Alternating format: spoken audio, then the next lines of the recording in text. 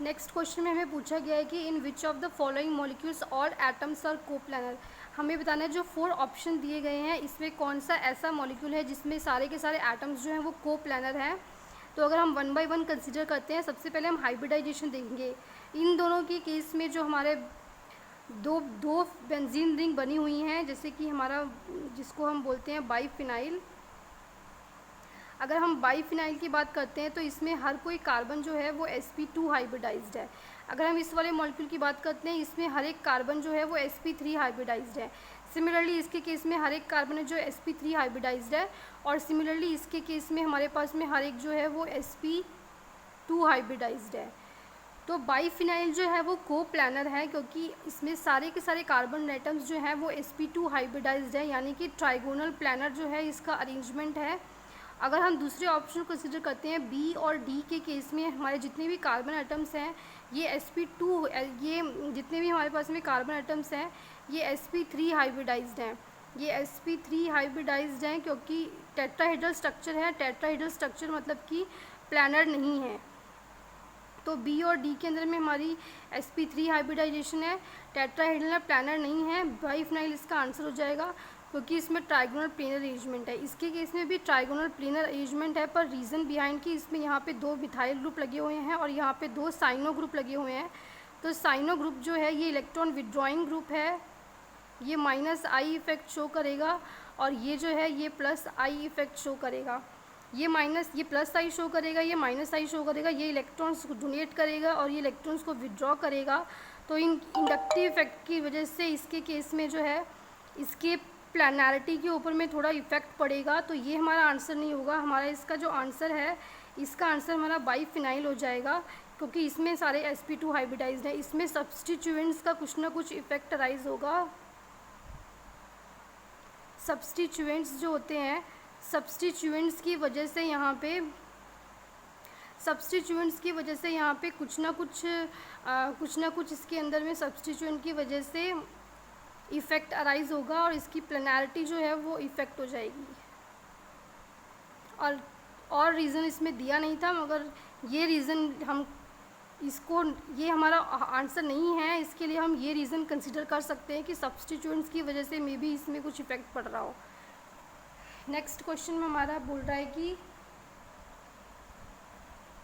Next question के अंदर में पायरॉल के बेसिस के ऊपर में पायरॉल जो कि हमारा एक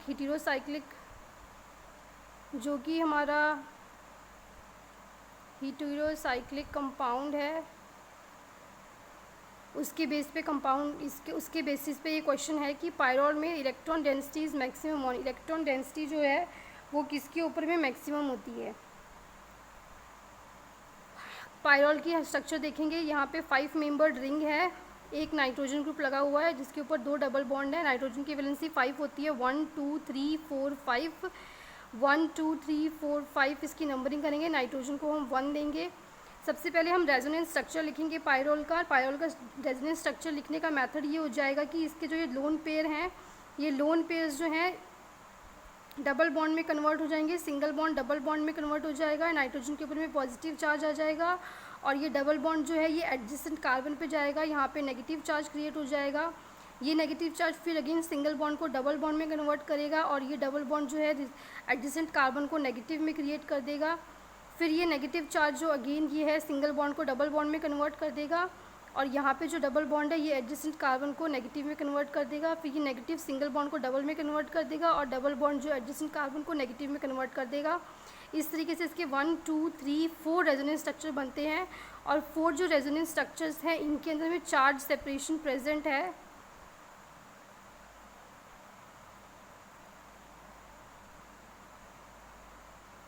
पॉजिटिव एंड नेगेटिव चार्ज, ये पॉजिटिव चार्ज है नाइट्रोजन के ऊपर में और कार्बन के ऊपर में नेगेटिव चार्ज आ रहा है ऑन 3 2 3 4 एंड 5 पोजीशंस पे। तो इसमें चार्ज सेपरेशन है, तो ये इतना ज़्यादा स्टेबल नहीं है पायरॉल। अब हमें फाइंड आउट करना है कि इसमें इलेक्ट्रॉन डेंसिटी मैक्सिमम कहाँ पे होगी। तो electron density maximum find out करने के लिए, क्योंकि कन्फ्यूजिंग से ऑप्शंस हैं, तो हमें यहाँ पे रिएक्शन करके देखना होगा। हम कोई भी इलेक्ट्रोफाइल लेंगे और उसका रिएक्शन करवाएंगे।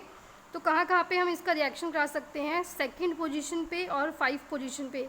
सेकेंड पोजीशन 5 पोजीशन इक्विवेलेंट है, सेकेंड 5 पोजीशन हो जाएगी, और थर्ड और फोर्थ पोजीशन इक्विवेलेंट है। नाइट्रोजन से अगर हम डिस्टेंस देखते हैं तो नाइट्रोजन से अगर हम डिस्टेंस देखते हैं, नाइट्रोजन से डिस्टेंस सेकंड का और 5 का 1 कार्बन का डिस्टेंस है, और 3 और 4 का जो है वो 2 कार्बन का डिफरेंस है। तो हम इस तरीके से इनके ऊपर में रिएक्शन करवा के देखेंगे। तो अगर हम रिएक्शन करा के देखते हैं तो हम सबसे पहले 3 और 4 पोजीशन पे इसको लेके जाएंगे, जो कि नाइट्रोजन से 1 2 और नाइट्रोजन से 2 कार्बन के डिफरेंस पे है। यहाँ पे हम वाई पॉजिटिव इलेक्ट्रोफाइल लेके आएंगे, यहाँ पे हम अपने इलेक्ट्रोफाइल लेके आएंगे थर्ड पे यहाँ पे। तो ये वाला स्ट्रक्चर एज इट इज़ हम यहाँ लिख लेंगे, ये स्ट्रक्चर एज इट इज़ हम यहाँ लिख लेंगे। उसके बाद में ये नाइट्रोजन के ऊपर पॉजिटिव चार्ज है, तो ये वाला बॉन्ड यहाँ आ जाएगा, नाइट्रोजन के ऊपर लोन पेयर आ जाएंगे, और पॉजिटिव चार्ज इस वाली कार्बन के ऊपर में डेवलप हो जाएगा।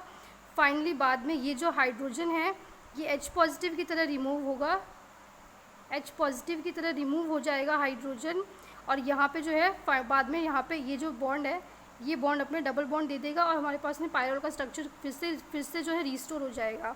अगर हम सेकेंड और फिफ्थ पोजीशन के ऊपर में करते हैं, फिफ्थ पोजीशन के ऊपर में और सेकंड पोजीशन के ऊपर में करते हैं, इलेक्ट्रोफाइल का अटैक करते हैं, तो हम ये वाला स्ट्रक्चर ही लिख लेंगे एज इट इज़। ये वाला स्ट्रक्चर हमने यहाँ पे एज इट इज़ लिख दिया। नाइट्रोजन के ऊपर में पॉजिटिव चार्ज है, नाइट्रोजन के ऊपर पॉजिटिव चार्ज है, तो इस पॉजिटिव चार्ज को नलीफाई करने के लिए ये डबल बॉन्ड यहाँ आ जाएंगे, इसके ऊपर लोन पेयर आ जाएगा, और यहाँ पे इसके बाद में पहला स्ट्रक्चर ये बनेगा, सेकंड स्ट्रक्चर ये बनेगा, थर्ड ये बनेगा। लिखने में थोड़ी सी गलती हो गई है, तो यहाँ पे पॉजिटिव चार्ज आ जाएगा हमारा, इस वाले कार्बन के ऊपर पॉजिटिव चार्ज आ जाएगा, लोन पेयर्स यहाँ आ जाएंगे, एंड फाइनली जो है उसके बाद में जो है ये वाला हाइड्रोजन जो है, ये हाइड्रोजन जो है ये रिमूव हो जाएगा, और ये वाला बॉन्ड जो है यहाँ आ जाएगा, और ये वाला बॉन्ड यहाँ आ जाएगा, तो हमारा पायरोल का स्ट्रक्चर फिर से बन जाएगा। ये वाला बॉन्ड यहाँ जाएगा, इसके ऊपर पॉजिटिव चार्ज आ जाएगा,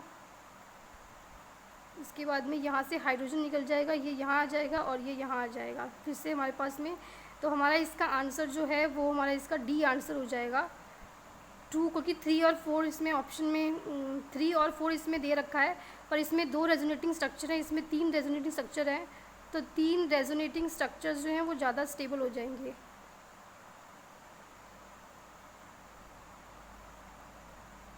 थ्री रेजोनेटिंग स्ट्रक्चर्स जो हैं वो मोर स्टेबल हो जाएंगे, 3 रेजोनेटिंग स्ट्रक्चर्स जो हैं वो ज़्यादा स्टेबल हो जाएंगे, 3 रेजोनेटिंग स्ट्रक्चर्स जो हैं वो ज़्यादा स्टेबल हो जाएंगे। तो हमारा आंसर जो है इसके केस में हमारा डी जो है वो आंसर हो जाएगा। सेकंड और 5 वाले को हम कंसिडर करेंगे, 3 4 वाले को हम नहीं करेंगे, क्योंकि 2 रेजोनेटिंग स्ट्रक्चर 3 वाला ज़्यादा स्टेबल हो जाएगा, 2 वाला लेस स्टेबल हो जाएगा, 3 वाला मोर स्टेबल हो जाएगा। तो इसका आंसर जो है वो डी हो जाएगा।